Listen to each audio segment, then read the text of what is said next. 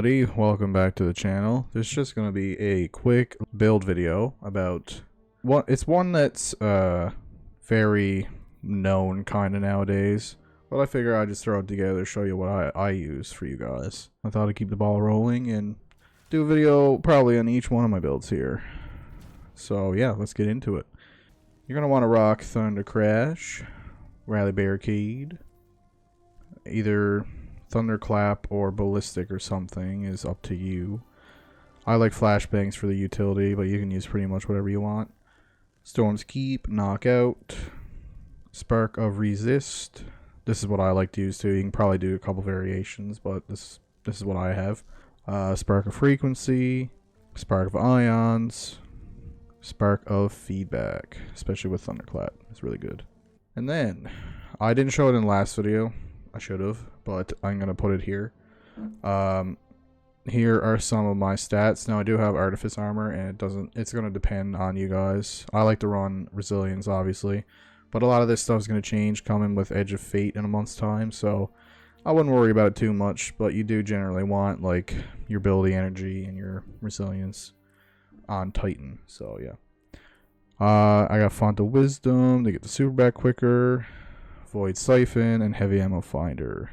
Focusing Strike, Heavy Handed, and Font of Focus. I do Focus because I'm low on Grenade. And you can run whatever you want on the chest. If you're low on Resil, then use Endurance. Or you could even run Charged Up if you wanted to. But it's always recommended to use some Elemental Resistance mods.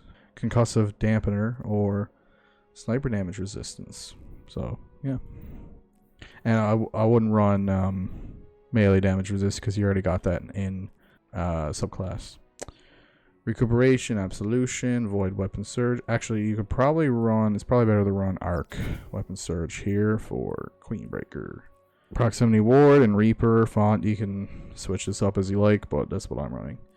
So, the main three things in the build, really, and it ties in with the artifact for this season, and the build should be pretty decent after the season too, so it's a little bit of future proof, but it's going to get knocked down to peg with certain mods that are going away next season. But let's get into it here.